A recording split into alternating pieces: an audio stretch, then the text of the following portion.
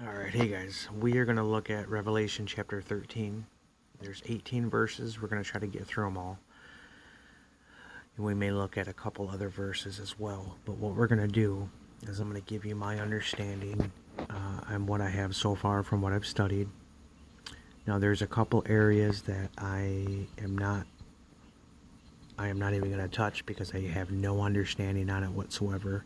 I have to study and I have to ask God to give me more revelation and understanding. But I will tell you what I know, and I'll share with you, and we'll see if we can't figure all this out together. So let's begin with verse 1. And I stood upon the sand of the sea, and I saw a beast arise up out of the sea, having 7 heads and 10 horns, and upon his horns 10 crowns, and upon his heads the name of blasphemy. Okay, so let's go through a couple symbols here. This is a sea beast. It rises out of the sea. Okay, I always like to think of baptism, how this beast came up out of the sea. But in prophecy, a sea, like a water, represents multitudes, nations, peoples, and tongues. So it's a highly populated area. Okay, this beast is coming up in a highly populated area. This is what this is describing. Okay, and we're going to notice that it's in Western Europe is where it comes up. Alright, it has 7 heads. These are the 7 world kingdoms in succession from the time of Babylon all the way through Medo-Persia, Greece, Rome, the Papacy, all the way up until the very end of the second coming. Okay, the 10 horns are this is when Rome divided into 10 horns in 476 AD.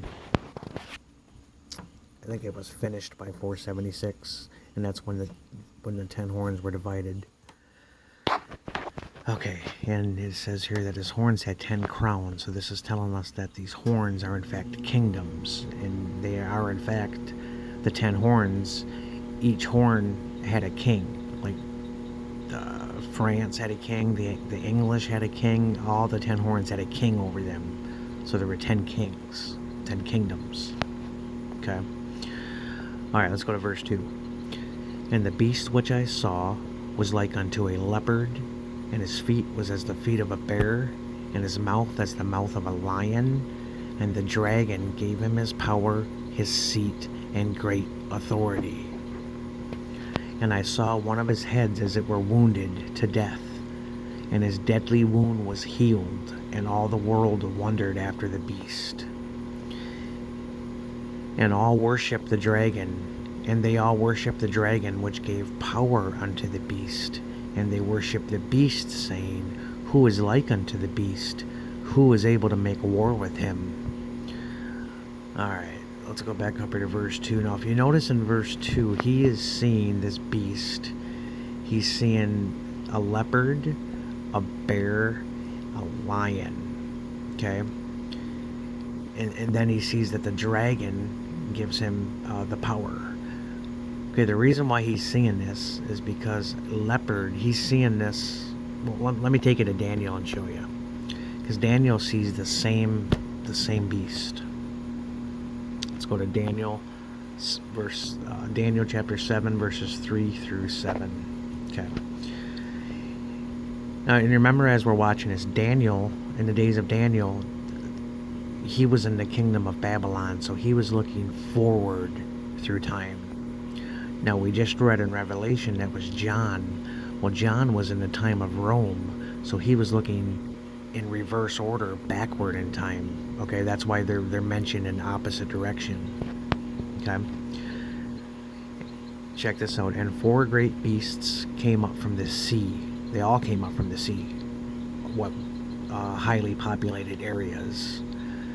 Okay, diverse one from another. They were all different. The first was like a lion, and he had eagle's wings.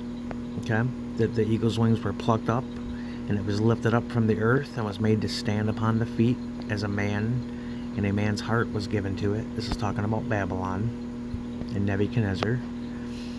And then behold, another beast was like unto a bear. Okay, because Medo-Persia came next. And the bear, it was raised up on one side, meaning that it was the Medes and Persians, and the Persian kingdom was stronger, so that's why the bear was raised up on one side. And it had 3 ribs in the mouth of it, of the teeth, because they were to arise and devour much flesh. They plucked up 3 kingdoms. Same thing the papacy did as it came into power. Okay, and then he saw a leopard, which had upon the back of it 4 wings of a fowl. The beast also had 4 heads, and dominion was given to it. This was Alexander the Great and the kingdom of Greece. Okay, and then after this, I saw in the night visions a 4th beast, dreadful and terrible. This is the Roman Empire he's seeing, and strong exceedingly, and it had great iron teeth. Even Daniel saw that it had iron teeth. This was the iron monarchy of Rome. Isn't that incredible? Unreal. It devoured and brake in pieces and stamped the residue with the feet. It stamped out everything with its armies. Rome was the most brutal and largest armies of it, and it was different from all the beasts that were before it, and it had 10 horns.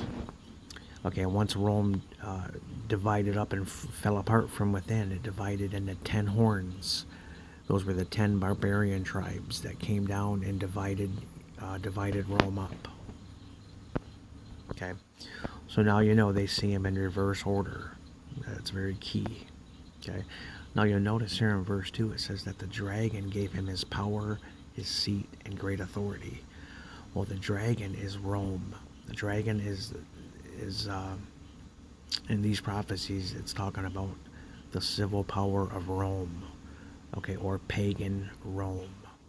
They were the ones that gave power to the papacy. They gave the seat to the papacy, and they gave it the great authority. Okay, they're the ones that gave all that, because the 10 kingdoms were of Rome, and they're the ones that gave all the power to the papacy. Okay, this is when paganism went away, and then this is where the papal, I guess you would say it was pagan Rome, and then it transferred into papal Rome when the popes took over. The bishops of Rome, they took over the state. So, all right, then we see one of his heads, as it were, a wound to death. This is the deadly wound, and then the deadly wound was healed, and all the world wondered after the beast.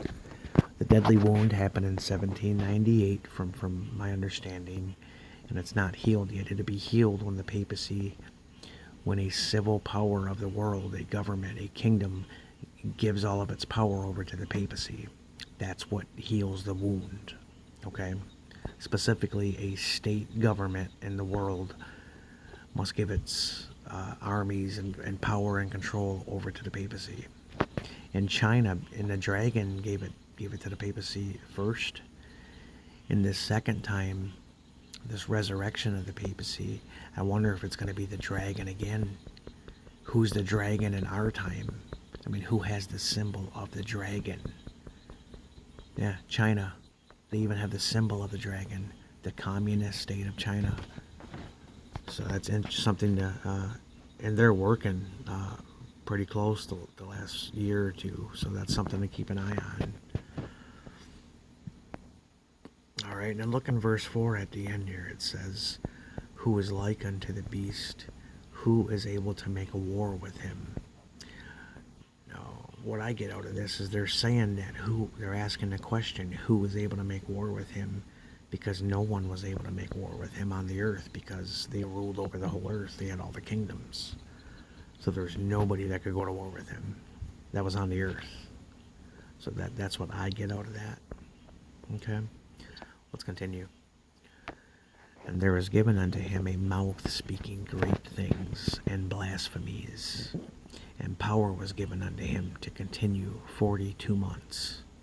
See, there's that 42 months again. Okay, that's the period of the Dark Ages. It stretches 1260 years from 538 AD up until 1798. Okay? Bible talks a lot about that 42 months, that time period. Okay, it just means that it was the Dark Ages of papal supremacy. So it was given a mouth speaking great things. Well, when a beast is given a mouth, it means that it has a legislative body that it can make civil and religious laws. So the papacy definitely did that. Okay. And he opened his mouth in blasphemy against God, to blaspheme his name and his tabernacle and them that dwell in heaven. Excuse me. Okay, the papacy did all these things. Blasphemy, the Bible tells us, I believe there's 3 different definitions of blasphemy. It's to sin, really to transgress the law in general, I believe. And then if you claim to be God or to be equal with God, that's blasphemy. Like Jesus, when he said that he was the Son of God, they said that he was blaspheming against God because he was making himself God, is what they said. They were going to stone him. And then the other one is, I have them actually quoted here if I can find them. Let's look at John 10:33.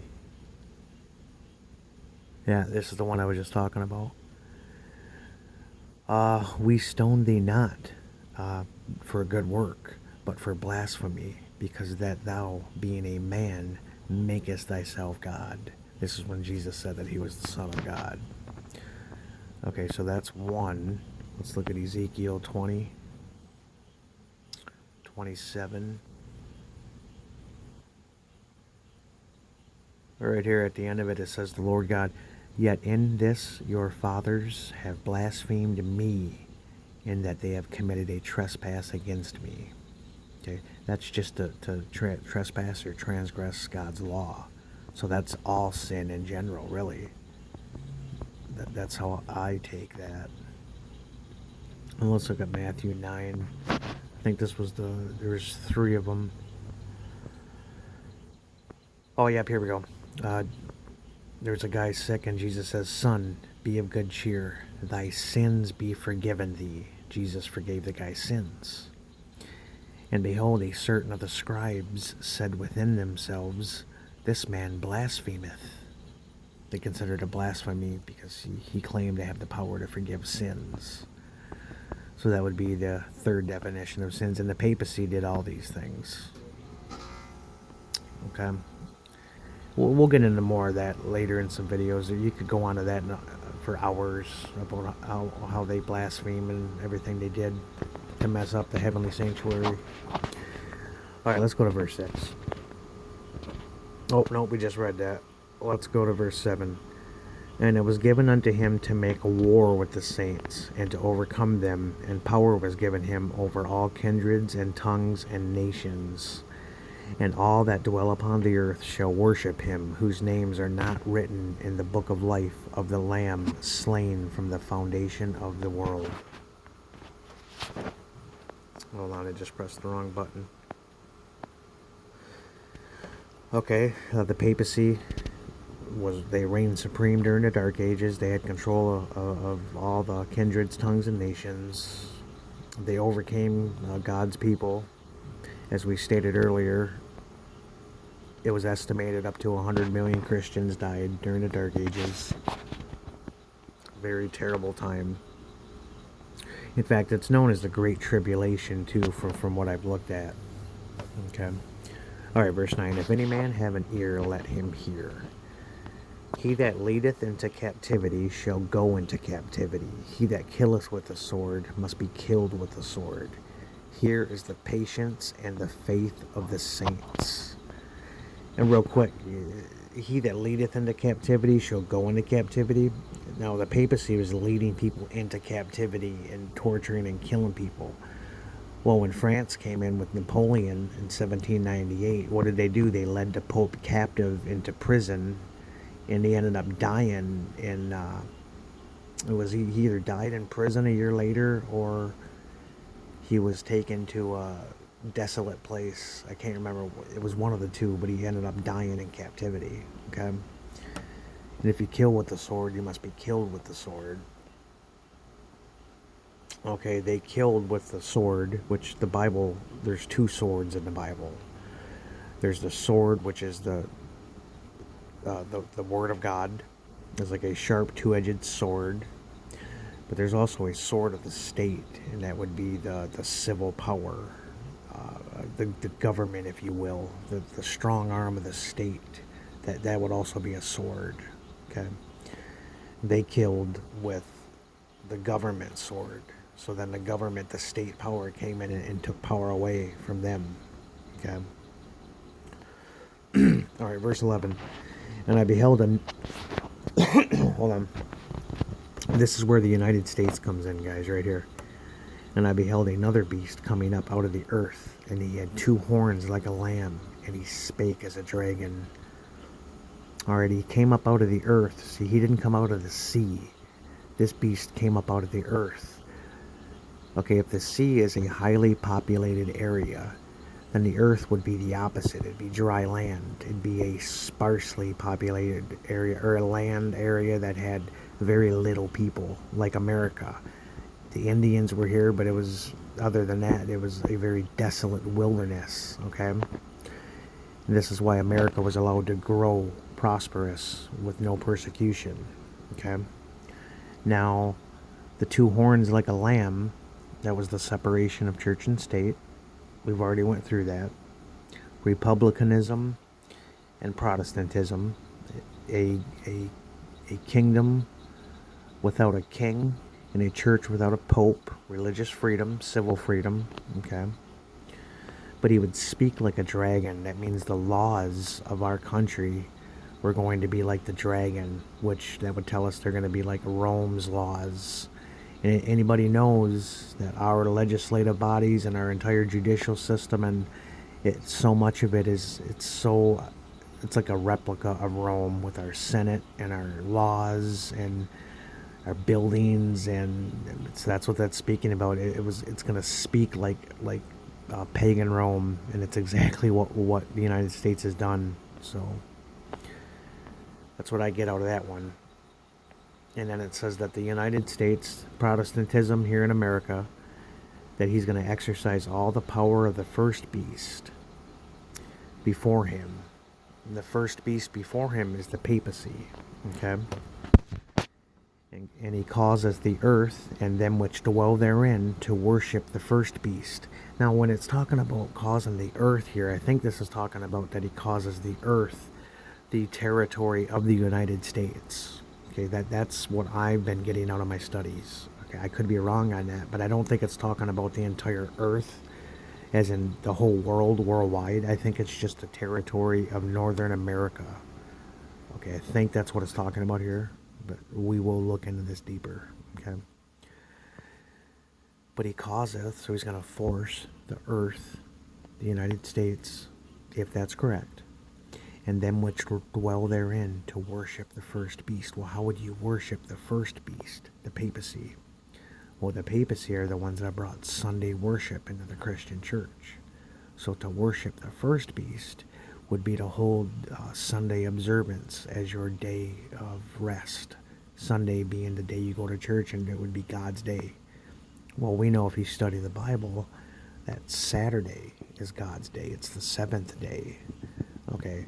The first day, the Sunday, okay, sun worship, that's worshiping the first beast, okay, whose deadly wound was healed.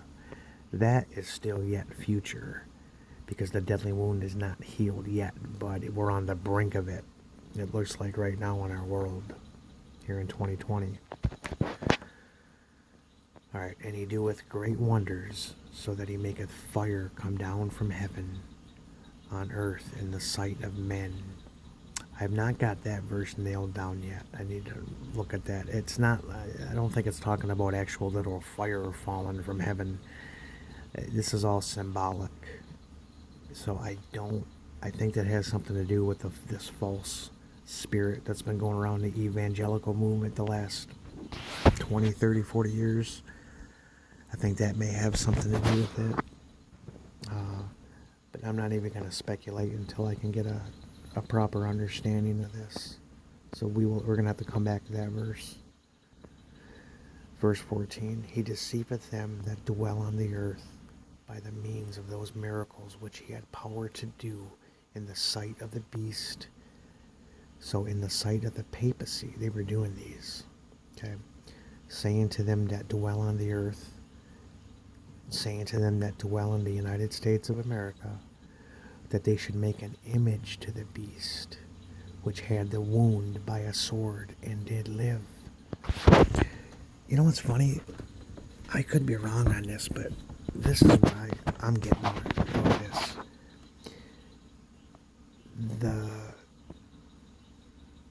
The land beast, the USA, is telling them that dwell in America that they should make an image to the beast.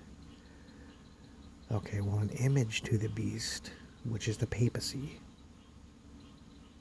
the way I understand it would be an image is a likeness or a replica of the papacy. And what was the papacy?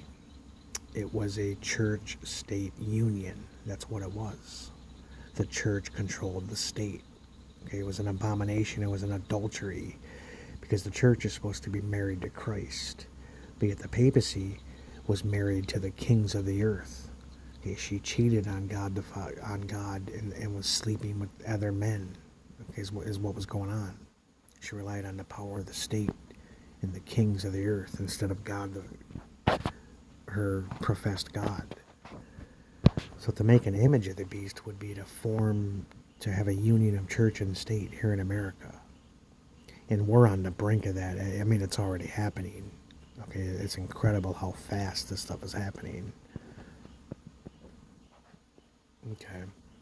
And then it says, which had the wound by a sword and did live. Now that's tricky right there, because it's saying which had the wound, so it had the deadly wound by the sword, by France, and did live. I don't know if the wound is healed yet, because it just said that it lived. It didn't say that it was healed. So that's a little tricky. I'm going to have to look into that deeper. Let's continue in 15. And he had power to give life unto the image of the beast, that the image of the beast should both speak and cause, that as many as would not worship the image of the beast should be killed. Okay, let's slow that down for a minute. He had power to give life unto the image of the beast. How did Jesus give Adam life? What did he do? He breathed into his nostrils the breath of life. You know what this makes me think of? I don't know if this is correct. I got to study this a lot more.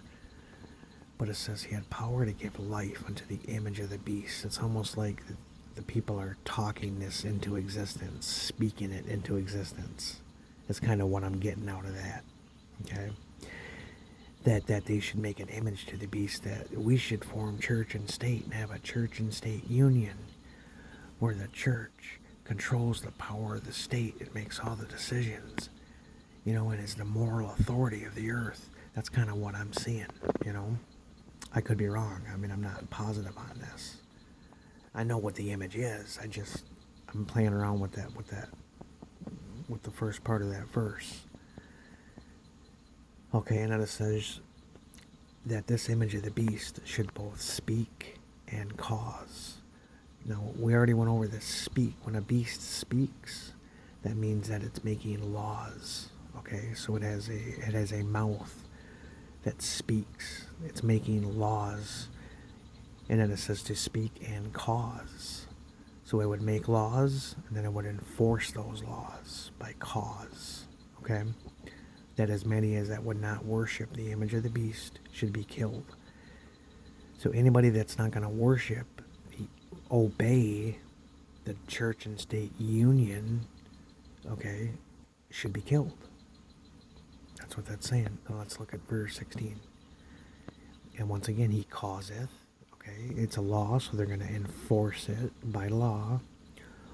All, both small and great, rich and poor, free and bond, to receive a mark in their right hand or in their foreheads, and that no man might buy or sell, save he that had the mark, or the name of the beast, or the number of his name.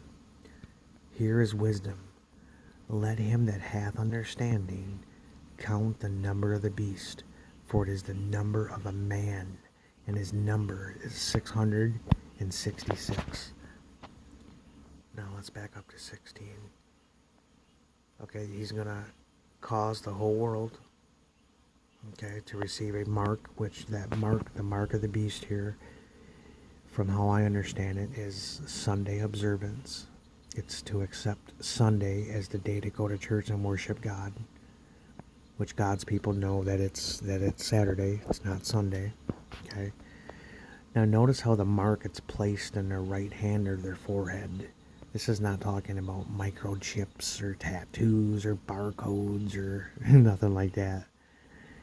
Okay, it's in the forehead is having the mental acceptance and making the free will choice to worship God on Sunday, okay, and not do it on Saturday. Now, to get it in the right hand is you don't have to mentally accept it. You could just go along by your actions, and just to go along, just to keep your life the way it is, okay?